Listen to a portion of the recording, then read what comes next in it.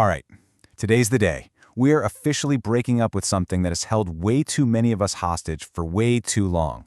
Unfun fitness.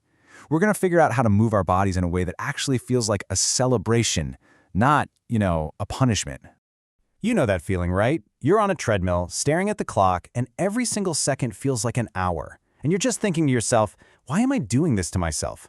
If your workout feels like something you just have to get through, then yep, you are in the right place. Wow, that phrase, using exercise as a weapon, it just hits you, doesn't it? It gets right to the absolute heart of the problem. For what feels like forever, so many of us have been taught that movement is a way to fight ourselves, to pay for the food we ate, or to force our bodies into a shape they were never meant to be. It's that whole no pain, no gain thing. This myth that if you aren't completely miserable, if it doesn't hurt, then it's not working. But honestly, all that punishment exercise does is leave us feeling completely wiped out. It turns movement into this awful chore that, deep down, we just want to quit. Okay, so the very first step on this journey, it's a choice. It's time to make a conscious decision to have a clean break with that old way of thinking. So, instead of getting all obsessed with heart rate zones and calories burned, we're going to shift our focus to something way more powerful and way more sustainable. We're talking about the enjoyment zone. That is our new target. So, what in the world is this enjoyment zone? Let's break down what it actually looks like and, more importantly, why it is such a game changer. I mean, just look at the difference here. The punishment mindset runs on willpower. And let's be real, willpower is a battery that always runs out. That leads to burnout and eventually quitting. But the enjoyment mindset, that's what builds real, actual consistency. It leads to better sleep, a better mood. It's about building yourself up, not tearing yourself down. And this right here, this is the key.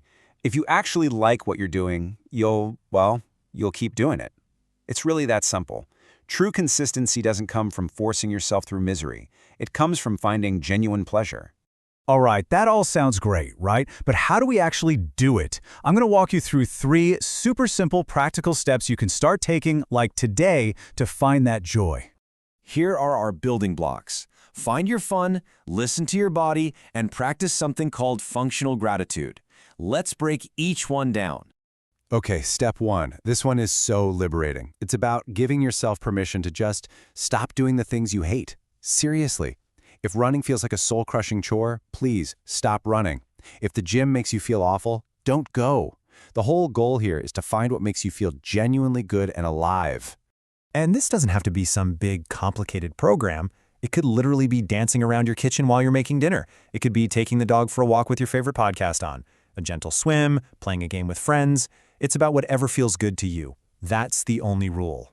Now for step 2. So, once you find some things you actually like, the next big shift is to take your body off autopilot. Instead of just blindly following some rigid schedule, you just pause and ask yourself this one simple question. What does my body actually need from me today? This is the core of the whole mindset shift. When you stop fighting your body and start treating it like a best friend, you will be amazed. Maybe your body needs a gentle yoga session, not a brutal weight workout. Or maybe, just maybe, it needs a nap more than it needs a run. And that is totally 100% okay. And finally, step 3, functional gratitude. This one is a total game changer. It means you shift your focus away from what your body looks like and onto all of the incredible things it is capable of doing for you every single day. Just think about it. Be grateful for legs that let you jump and play. Be grateful for arms that are strong enough to carry all the groceries in from the car in one trip. We all know that's a superpower. Be grateful for the ability to give someone you love a piggyback ride. Your body is the amazing tool you get to experience life with. Let this one just sink in for a minute. When you start appreciating your body's strength, its power, and its resilience, you realize that the number on a scale is, by far, the least interesting and least important thing about you. So when we put all these pieces together, we move from a place of punishment to a place of pure celebration. It just reframes everything. Think about it this way. We naturally take better care of things we value, right? So if you see your body as, an old beat-up handbag, you're probably going to neglect it. But what if you started to see it as a priceless, precious heirloom?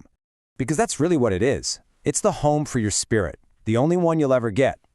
And if you view your body that way, as the temple of your soul, it becomes so much easier to nourish it and move it with kindness and respect.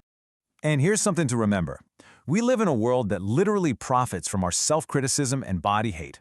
In that kind of world, choosing to move your body for pleasure and for joy, well, that's a deeply rebellious and powerful act. So, I'll just leave you with this question.